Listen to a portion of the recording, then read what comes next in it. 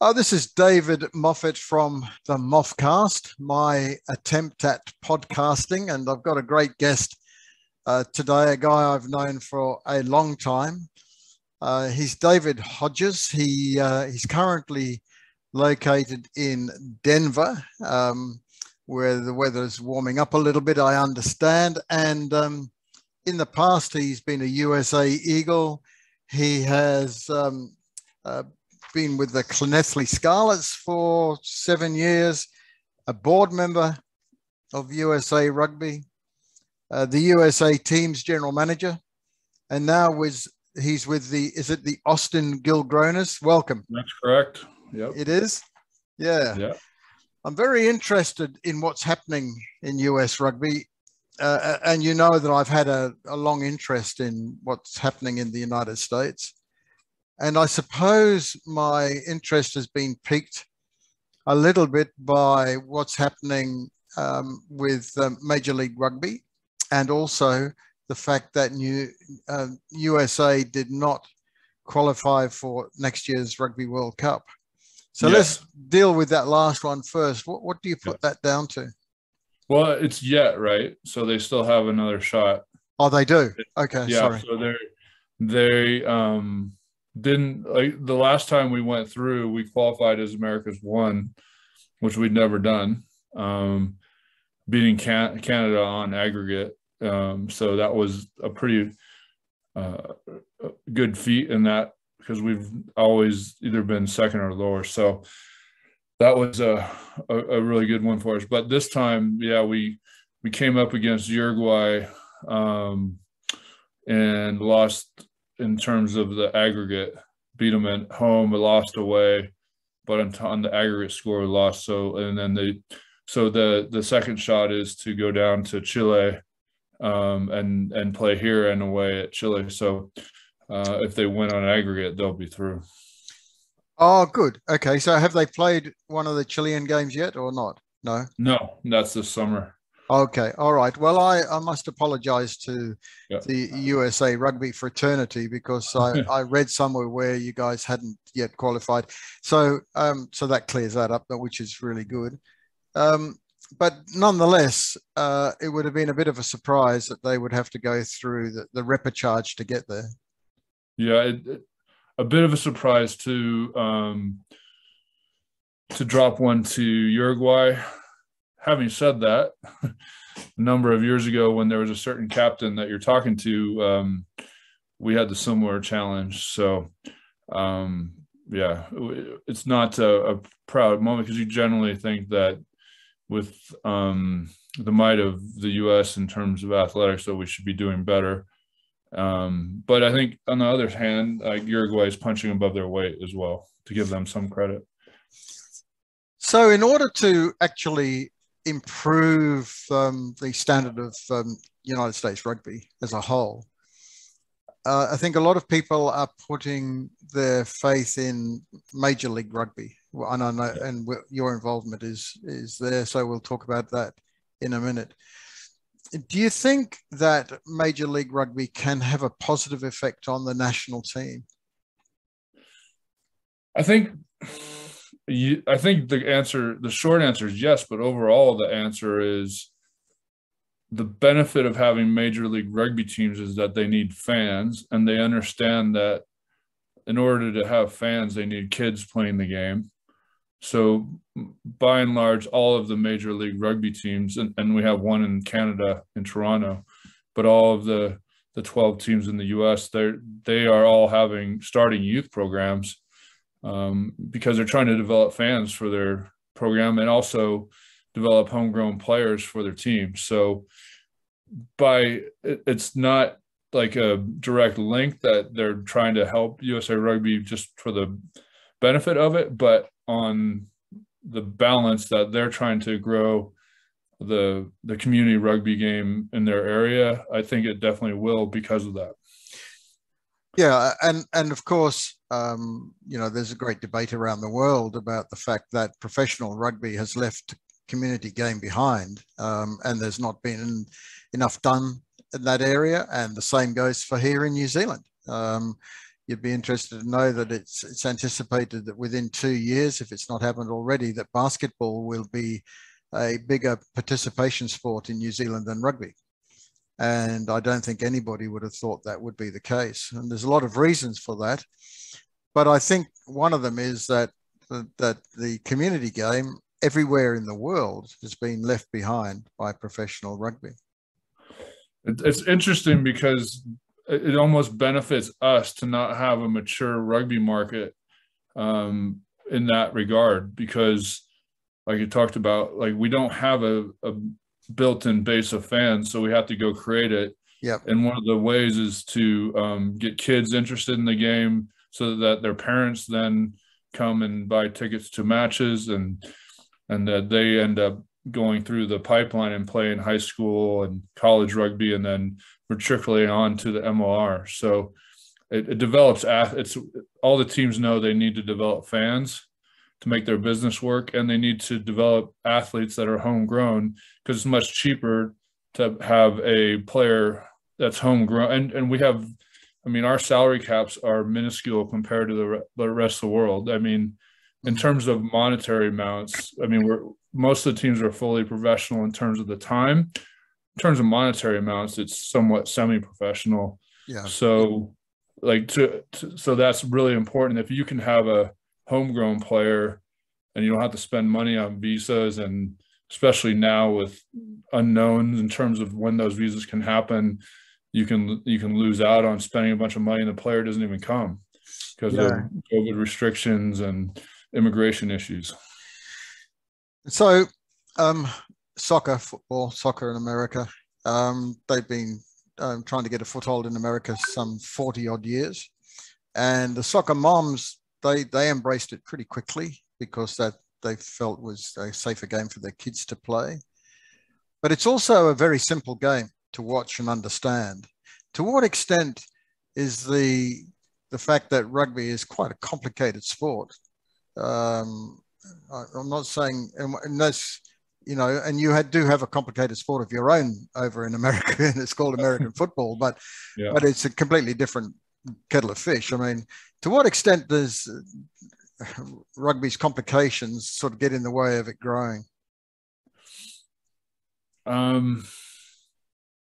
Yeah, it's a great question. I certainly don't know if there's a correct answer. I think it does. I guess there's the positive side of rugby growing is that I think it's considered worldwide that in terms of our game, because we don't have helmets and things, that we've always had to take the head out of the tackle.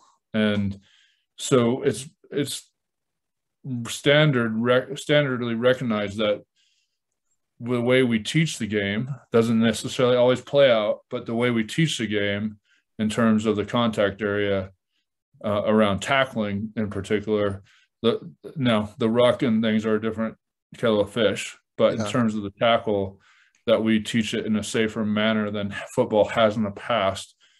But to be fair, American football has adopted a lot of the coaches have adopted a quote unquote rugby type tackle where they're using their shoulder versus their head. Yeah, well, one would hope, given the incredible amount of coverage at the moment in the media about head injuries, that would be the case. And I think we've still got a long way to go to talking about head injuries. I just did a podcast, with Alex Popham, who started, that movement along with another guy. But I believe that you've actually got a jersey there that you purchased. Yeah, I mean, I just in general, I believe in his cause as a former player, but also, he came into the Scarlets just after I left, so there's my head for change jersey. Head for change jersey, and that's a cycling jersey. Do you fit into it? I got a XXX. I was hoping to do some posts on social media. Yeah. But it's like a medium on me, so I can't even zip the dang thing up. Oh yeah, but you're a big guy. I mean, for the people that may not have come across you before, what are your stats in height and? Well, I played at 6'4", 245 pounds. Yeah. I'm not really good on the metric equivalent, but No. I don't have to stay as fit now, so I probably have 15, 20 more pounds. Not too bad. I don't run as much as I used to. No, not good for the knees. Not good for the knees, Yeah. Hodjo.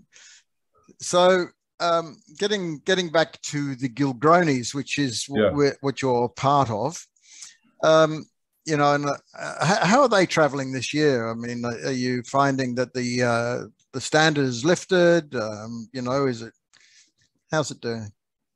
Yeah, I think the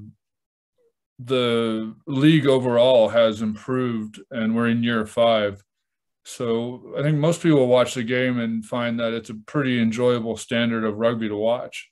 Yeah, we're certainly not there with the top competitions around the world yet, but No. they're good players here who are training full time, and there's some really good coaches here. So you know, there's a lot of. I mean, it's a challenge. It's a challenging one for me as an American as well, because it certainly has improved the standard, but we also want to develop American coaches.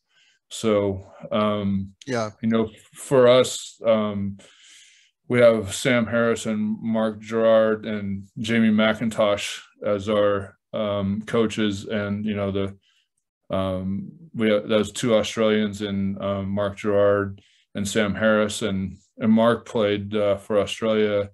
Jamie McIntosh played for the All Blacks, and Isaac Ross is a player coach for us who played for the All Blacks as well. Yeah. But we also have on staff Brendan O'Mara, who's a college coach who I worked with at USA Rugby. Came in and was an assistant coach with our U20s. So I think he's had a great baptism by fire this year of working with some coaches that have experience around the world and international rugby as well, and professional rugby in Japan. So it's, as much as I want to have more American coaches, like these guys are salt of the earth, and they've welcomed Brendan in. And I think, you know, we're in the process of developing. He's already been a good coach in the college system, but he's going to go on to good things because of how he's being challenged to coach at the MR level. And that can only be good for American rugby in the long term. The other thing that I think would most likely help American rugby quite substantially would be for World Rugby to allocate the Rugby World Cup to America. You might include Canada in that as well. I'm not sure if that's the plan, but it would certainly lift the profile of the game. And as we've seen in the past, when they had the Football World Cup there, I mean, it's a huge deal. Yeah, I think it is a huge deal, and I'm glad to see that the strategy's changed because there was talk of 27 or 31 for the men's team World Cup, and I think it's a right strategy to go for 31, just because we really need that runway to develop the game and to get to the point where ideally we come close to what Japan did in terms of the fan base they created within the country for rugby. And so 27, I think, would have been pushing it too much to really expect full stadiums and a country behind the sport and the team. But now we have the opportunity with the longer runway to do that. And the women's side, it would be 2 years after now, because they're going for 33. And I believe that you've even got a degree of support from the Congress. Is that right? Yes. There was a proclamation in terms of, it's going to be up to the rugby community to do it. Sure. I think that was a little bit of a political gesture for sure. Yeah. There's not a ton of government. There's certain ways you can do it, but overall, sport in America is mostly privately funded. Yeah. But I think if you've got people in the government who are going to get behind it, that's going to be a good message to send to World Rugby, I would have thought. Yeah, certainly. I don't want to minimize that. It's not an important part, but I think Yeah. the message is that we're going to have to roll up our sleeves and get it done Yeah. while they cheer us on. And let's face it, it's not as though the United States isn't used to hosting mega events, not only internal sport mega events, but also the Olympics and the Winter Olympics and likes. I mean, they've got a huge amount of experience at that stuff, at delivering really good tournaments.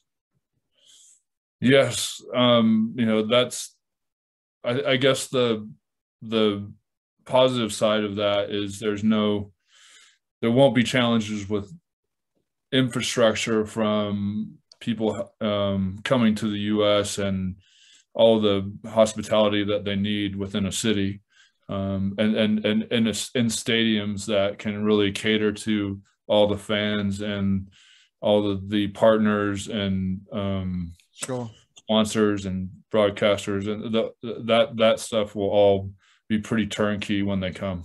Yeah, absolutely. And you don't have to go around and build a whole lot of new things, I wouldn't expect. And it would be just, I think it would be great. There's been to Japan and we've seen what it's done for Japanese rugby. I've spoken to at length with Robbie Deans about the situation up in Japan, and if that could be replicated, it would be terrific, actually.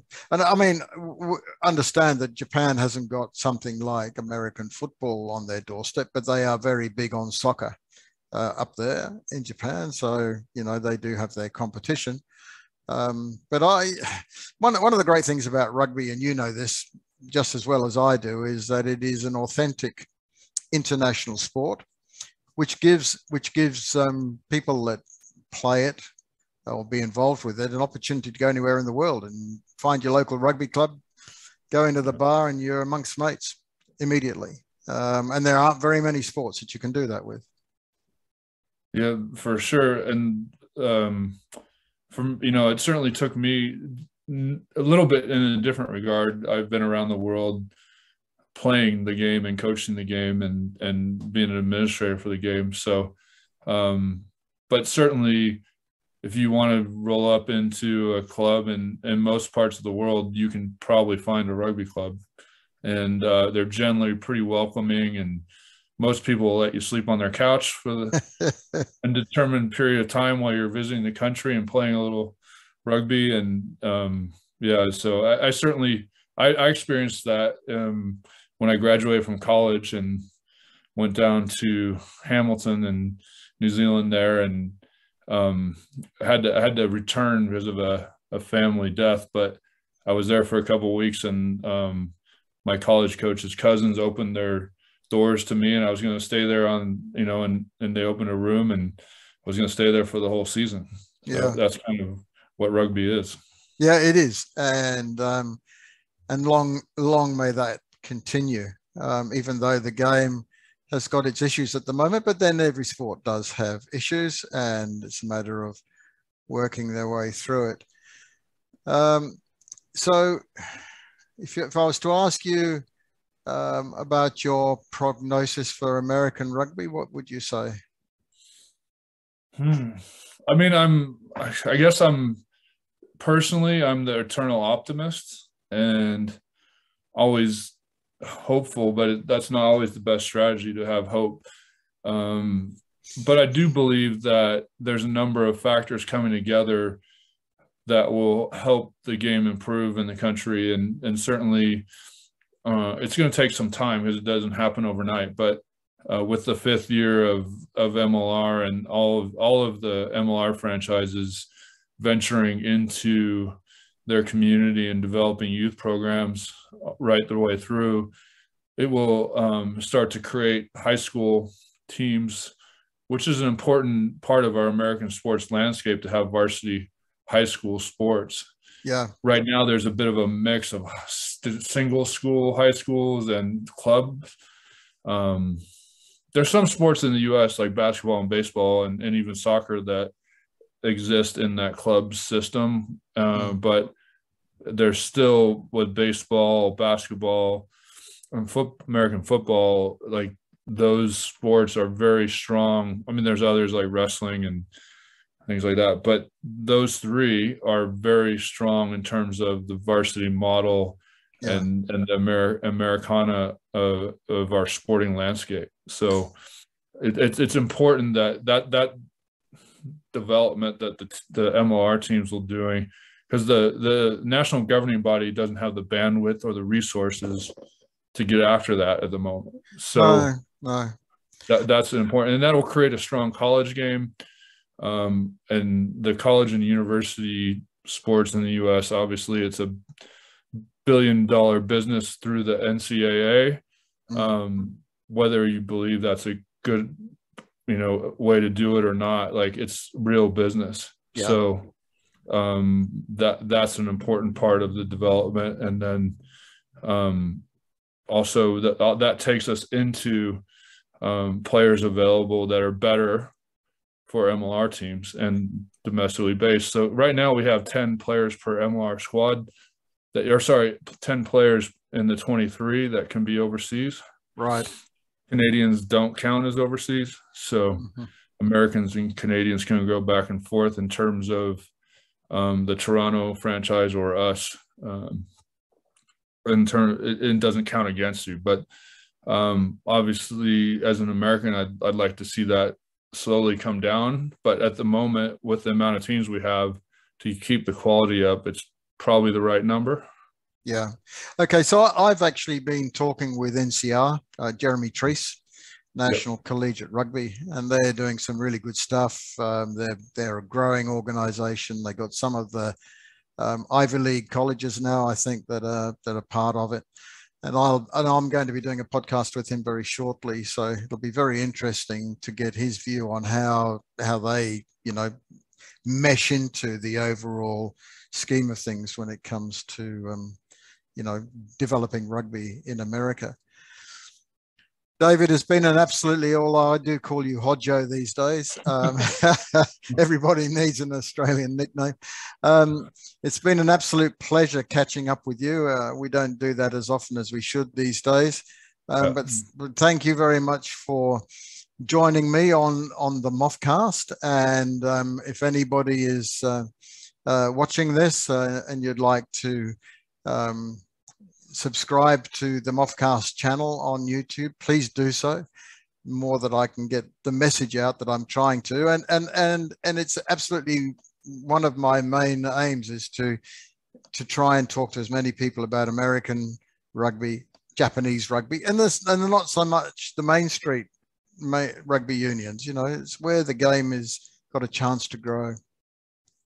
Yeah, and we certainly appreciate you doing that, and it's great to reconnect after I guess our initial paths were when I was playing and you were the CEO of Welsh Rugby